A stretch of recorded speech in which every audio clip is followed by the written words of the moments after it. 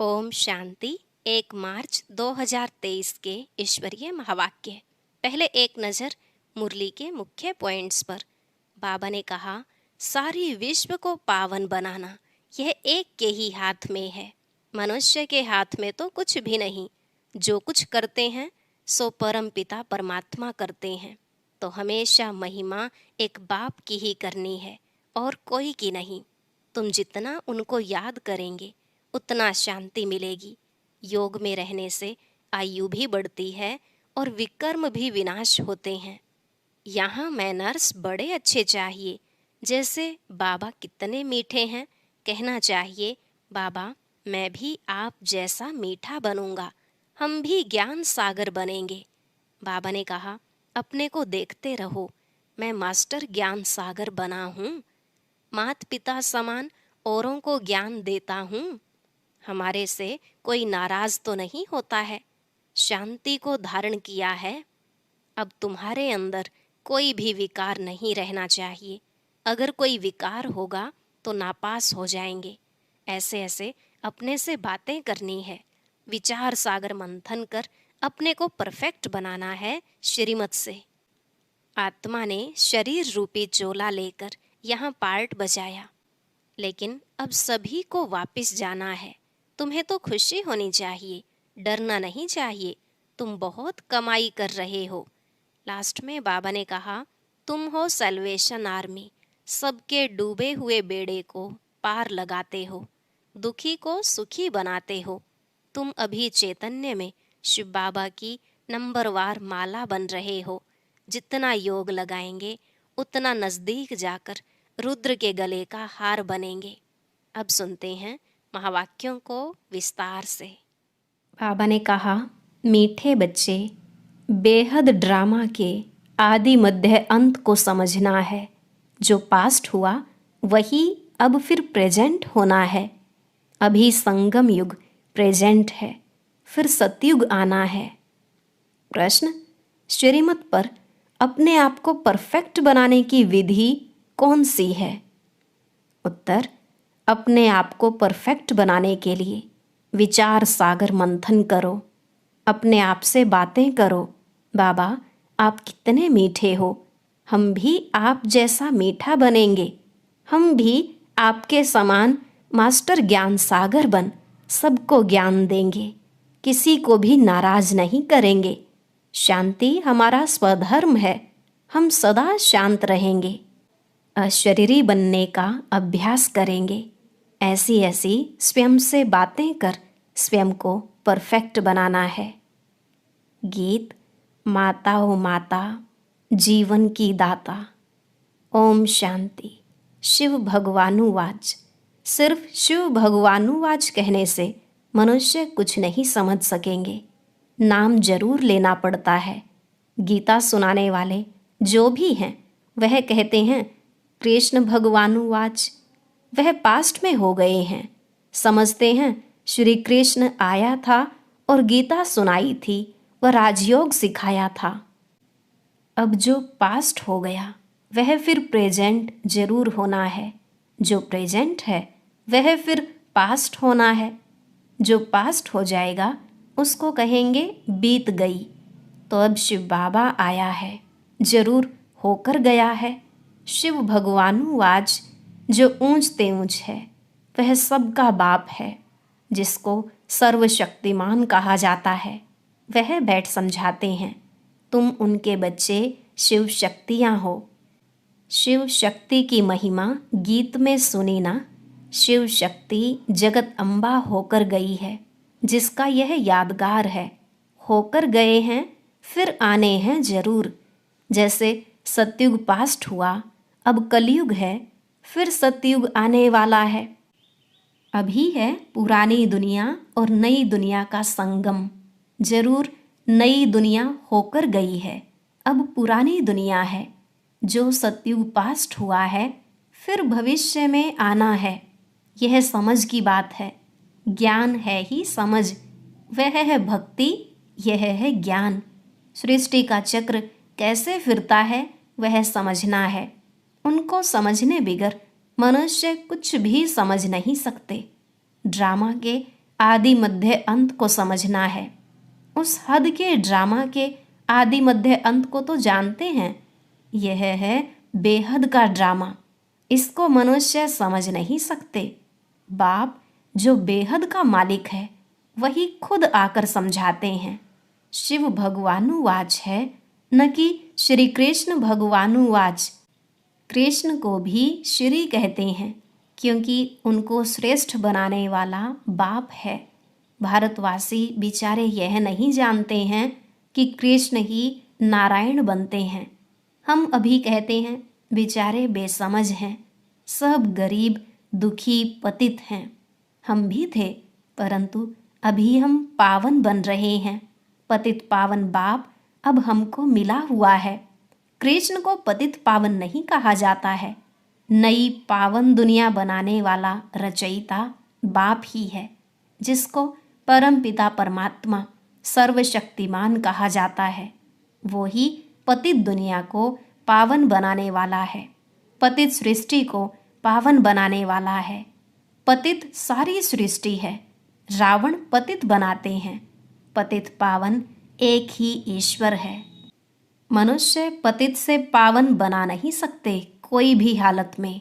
सारी दुनिया का सवाल है ना। समझो करके सन्यासी 1-2 करोड़ पावन हो, फिर भी 500-600 करोड़ पतित हैं, तो जरूर इसको पतित दुनिया कहेंगे ना। वास्तव में शिव भगवानुवाच पतित दुनिया में एक भी पावन हो नहीं सकता। बाप कहते हैं तुम बच्चों को पावन बनाने लिए सारी सृष्टि को पावन बनाता हूँ। पतित पावन का अर्थ ही है विश्व को पावन बनाने वाला। शिव बाबा खुद कहते हैं मैं पतित से पावन बना रहा हूँ, तुमको ही पावन दुनिया का मालिक बनना है। नई दुनिया में है आदि सनातन देवी देवता धर्म। यह भी कोई नहीं जानते, शिव बाबा को भी कोई नहीं जानते। पूछो तुम जो निराकार परम पिता परमात्मा शिव की जयंती मनाते हो वह कब आया? निराकार आया कैसे? जरूर निराकार तो शरीर में ही आएगा, तब तो कर्म कर सके। आत्मा शरीर बिगर कर्म थोड़े ही कर सकेगी। परमात्मा आकर जरूर उच्च बनाने का ही कर्म करेंगे। सारी विश्व को पावन बनाना यह एक ही के हाथ में है। मनुष्य तो दुखी ही दुखी हैं। भक्त भगवान को बुलाते हैं तो जरूर भगवान एक होना चाहिए। भक्त अनेक हैं। शिव भगवानुवाच मैं शिव भगवान तुम बच्चों को राजयोग और सृष्टि चक्र का ज्ञान समझाता हूँ। अर्थात अब तुम्हारी आत्मा को सृष्टि चक्र का ज्ञान है। जैसे मुझ बाप को सृष्टि के चक्र का ज्ञान है, मैं आया हूँ तुमको सिखलाने। सृष्टि चक्र फिरना तो जरूर है, पतित से पावन बनना है। कोई तो निमित्त बनते हैं ना। 5 विकारों रूपी जेल से लिबरेट करने मैं आता हूँ। मैं शिव हूँ जो अभी इस तन में बैठा हूँ। तुम कहेंगे मैं आत्मा इस शरीर में बैठा हूँ, मेरे शरीर का नाम फलाना है। शिव बाबा कहते हैं मेरा निराकारी शरीर तो है नहीं, मुझ परम पिता का नाम शिव ही है। मैं परम पिता परम आत्मा स्टार मिसल हूँ। मेरा शिव नाम एक ही है। तुम ही शालिग्राम हो, परंतु तुम्हारा नाम 84 जन्मों में बदलता रहता है। मेरा तो एक ही नाम है। मैं पुनर्जन्म नहीं लेता हूँ। गीता में जिसका नाम डाल दिया है वह तो पूरे 84 जन्म लेते हैं। ऐसे नहीं कि श्री कृष्ण ने गीता सुनाई। यह बड़ी समझने की बात है। मनुष्य के हाथ में कुछ नहीं है। जो कुछ करते हैं सो परम पिता परमात्मा करते हैं। मनुष्य को शांति सुख देना यह बाप का काम है। हमेशा महिमा एक बाप की ही करनी है और कोई की महिमा है नहीं। लक्ष्मी नारायण की भी महिमा है नहीं, परंतु राज्य करके गए हैं तो समझते हैं यह स्वर्ग के मालिक थे। वंडर तो देखो, वह जड़ चित्र और यहाँ चैतन्य बैठे हैं। शिव भगवानुवाच तुम राजाओं का राजा पूज्य बनते हो, फिर पुजारी बनेंगे। पूज्य लक्ष्मी नारायण ही फिर आप ही पुजारी बनेंगे। तो जो पास्ट हो गए हैं उनका फिर मंदिर बनाकर पूजन करते हैं। यह सिद्ध कर बताना है। ऐसे नहीं कि ईश्वर आप ही पूज्य, आप ही पुजारी बनता है। नहीं, मनुष्य यह भी नहीं जानते कि मैं परमात्मा कहाँ निवास करता हूँ। मेरे जो बच्चे सालिग्राम हैं वह भी यह नहीं जानते कि हम कहाँ के रहने वाले हैं। आत्माओं और परमात्मा का घर एक ही है, स्वीट होम। सिर्फ स्वीट फादर होम नहीं कहेंगे। अभी तुम जानते हो निर्वाण धाम हमारा भी घर है, वहाँ हमारा फादर है। सिर्फ घर को याद करेंगे तो ब्रह्म के साथ योग हो गया, उनसे विकर्म विनाश हो नहीं सकते। भल ब्रह्म योगी तत्व योगी हैं, परंतु उनके विकर्म विनाश नहीं हो सकते। हाँ, भावना से करके अल्प काल के लिए सुख मिलता है। जितना याद करेंगे उतना शांति मिलेगी। तो बाप कहते हैं उनका योग रोंग है। तुमको याद करना है एक बाप को। बाप कहते हैं मुझे याद करने से तुम्हारे विकर्म विनाश होंगे। श्री कृष्ण ऐसे कह नहीं सकते। वह तो वैकुंठ का मालिक है। वह थोड़े ही कहेगा अशरीरी बन शिव बाबा को याद करो या मुझे याद करो। सारा मदार गीता को करेक्ट कराने पर है। गीता खंडन होने के कारण भगवान की हस्ती गुम हो गई है। कह देते हैं ईश्वर का कोई नाम रूप है नहीं। अब नाम रूप काल तो आत्मा का भी है। आत्मा का नाम आत्मा है, वह भी परम पिता परम आत्मा है। परम अर्थात सुप्रीम, ऊंचते ऊंच। वह जन्म मरण रहित है, अवतार लेते हैं। ड्रामा में जिसका पार्ट है उनमें ही प्रवेश करते हैं और उसका नाम ब्रह्मा रखते हैं। ब्रह्मा नाम कभी बदल नहीं सकता है। ब्रह्मा द्वारा ही स्थापना करते हैं। तो वह श्री कृष्ण के तन में थोड़े ही आएंगे। अगर वह दूसरे में आए तो भी उनका नाम ब्रह्मा रखना पड़े। मनुष्य कहते हैं दूसरे कोई में क्यों नहीं आता। अरे वह भी किसके तन में आए, वह आते ही हैं ज्ञान देने के लिए। दिन प्रतिदिन मनुष्य समझते जाएंगे, तुम्हारी वृद्धि होती जाएगी। अवस्था बड़ी अच्छी चाहिए। जैसे ड्रामा के एक्टर्स को मालूम होता है हम घर से स्टेज पर पार्ट बजाने आए हैं, वैसे हम आत्मा यह शरीर रूपी चोला लेकर पार्ट बजाती हैं। फिर वापस जाना है, शरीर छोड़ना पड़ता है। तुम्हें तो खुशी होनी चाहिए, डरना नहीं चाहिए। तुम बहुत कमाई कर रहे हो। शरीर छोड़ने वाले खुद भी समझ सकते हैं हमने कितनी कमाई की है। तुम समझते हो जो शरीर छोड़कर गए हैं उनमें से किसका मर्तबा बड़ा कहें। फलाने बहुत सर्विस करते थे, जाकर दूसरा शरीर लिया। इन एडवांस गए हैं, उनका इतना ही पार्ट था। फिर भी कुछ न कुछ ज्ञान लेने लिए आ जाएं, हो सकता है। वारिस तो बन गए ना। किसके साथ हिसाब किताब चुकतू करना होगा वह खलास करने गए। आत्मा में तो ज्ञान के संस्कार है ना। संस्कार आत्मा में ही रहते हैं, वह गुम नहीं हो सकते। कहाँ अच्छी जगह सर्विस करते होंगे। नॉलेज के संस्कार ले गए तो कुछ न कुछ जाकर सर्विस करेंगे। ऐसे तो नहीं सब जाते रहेंगे, नहीं।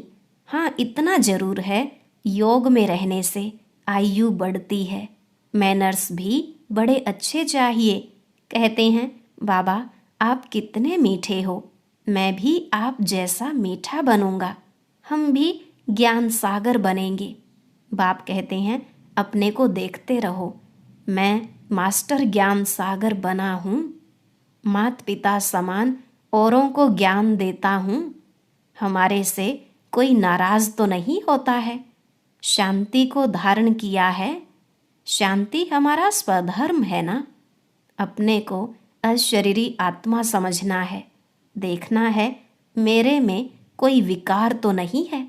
अगर कोई विकार होगा तो नापास हो जाएंगे। ऐसे ऐसे अपने से बातें करनी पड़ती हैं। यह है विचार सागर मंथन कर अपने को परफेक्ट बनाना श्रीमत से। बाकी सब आसुरी मत से अनपरफेक्ट बनते जाते हैं। हम भी कितने अनपरफेक्ट थे, कोई गुण नहीं था। गाते हैं ना, मैं निर्गुण हारे में कोई गुण नाही। अक्षर कितने अच्छे हैं, महिमा सारी परमपिता परमात्मा की ही है। गुरु नानक भी उनकी महिमा करते थे, तो मनुष्यों को भी समझाना है। यह भी बच्चे जानते हैं, कल्प पहले जिनका सैपलिंग लगा है वही आएंगे और धारणा करेंगे। नहीं तो जैसे वायरे मुआफिक मूंझा हुआ आया और गया। यहाँ तो तुम जानते हो, हमको नॉलेजफुल फादर ने जो नॉलेज दी है वह कोई में भी नहीं है। हम गुप्त वेश में हैं। फिर हम भविष्य में स्वर्ग के मालिक बनेंगे। कर्म तो सब कर रहे हैं, परंतु मनुष्यों के कर्म सब विकर्म होते हैं, क्योंकि रावण की मत पर करते हैं। हम श्रीमत पर कर्म करते हैं। श्रीमत देने वाला है बाबा। बाबा ने समझाया है, तुम हो सैल्वेशन आर्मी। सैल्वेशन आर्मी उनको कहा जाता है जो किसके डूबे हुए बेड़े को पार लगाते हैं, दुखी को सुखी बनाते हैं। अभी तुम श्रीमत पर सबका बेड़ा पार कर रहे हो। बलिहारी तो शिव बाबा की है ना। हम तो मूर्ख थे, बाप की मत मिलने से फिर औरों को भी मत देते हैं।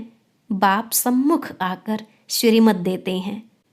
रावण तो कोई चीज नहीं जो आए, माया विकारों में घसीट लेती है। यहाँ तो बाप मत देते हैं, जैसे स्कूल में टीचर पढ़ाते हैं। रावण तो कोई चीज नहीं जो उल्टा पढ़ाए। बाप तो है ज्ञान का सागर। रावण को सागर या नॉलेजफुल नहीं कहेंगे। तुम अब श्रीमत पर चल रहे हो। तुम ब्राह्मण बन यज्ञ की सेवा करते हो। तुमको राजयोग और ज्ञान सिखलाना है। वह जब यज्ञ रचते हैं तो शस्त्र भी रखते हैं ना। रुद्र यज्ञ रचते हैं, परंतु रुद्र है कहाँ?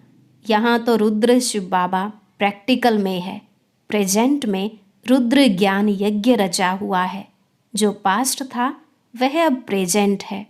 मनुष्य पास्ट को ही याद करते रहते हैं, तो तुम अब प्रैक्टिकल वर्षा ले रहे हो। पास्ट सब प्रेजेंट है, फिर पास्ट हो जाएगा। ऐसे होता ही रहता है। कलयुग भी पास्ट हो, फिर सतयुग आना है। अब संगम युग प्रेजेंट है। पास्ट जो हुआ उसका यादगार है।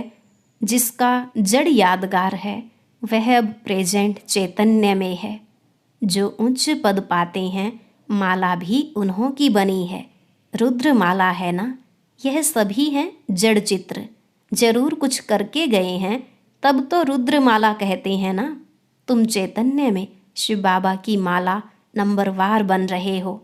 जितना योग लगाएंगे उतना नज़दीक जाकर रुद्र के गले का हार बनेंगे। अभी हम संगम पर हैं। ऐसे ऐसे अपने से बातें करनी चाहिए। तुमको तो ज्ञान है, तुम्हारे अंदर यह चलता रहता है। हम असुल शिव बाबा के बच्चे हैं। हम विश्व के मालिक बनेंगे, फिर चक्र में आएंगे। इसको स्वदर्शन चक्र कहा जाता है। कई मनुष्य कहते हैं, तुम औरों की निंदा क्यों करते हो? बोलो, भगवानुवाच लिखा हुआ है, बाकी हम किसी की निंदा नहीं करते हैं।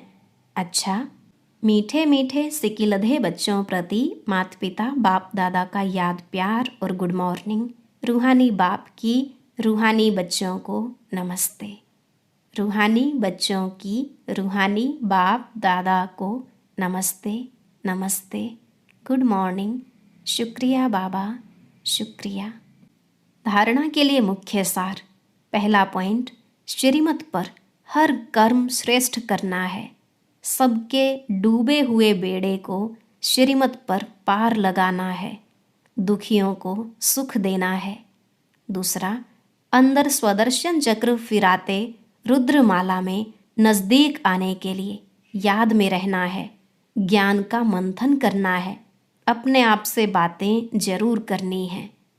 आज का वरदान, ब्राह्मण जीवन में सदा आनंद व मनोरंजन का अनुभव करने वाले खुश नसीब भव। ब्राह्मण जीवन में सदा आनंद व मनोरंजन का अनुभव करने वाले खुश नसीब भव।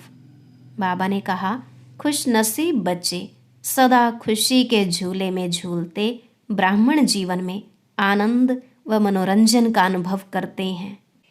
यह खुशी का झूला सदा एक रस तब रहेगा जब याद और सेवा की दोनों रस्सियाँ टाइट हों। एक भी रस्सी ढीली होगी तो झूला हिलेगा और झूलने वाला गिरेगा। इसलिए दोनों रस्सियाँ मजबूत हों तो मनोरंजन का अनुभव करते रहेंगे। सर्वशक्तिमान का साथ हो और खुशियों का झूला हो तो इस जैसी खुशनसीबी और क्या होगी। स्लोगन, सबके प्रति दया भाव और कृपा दृष्टि रखने वाले ही महान आत्मा हैं। सबके प्रति दया भाव और कृपा दृष्टि रखने वाले ही महान आत्मा हैं।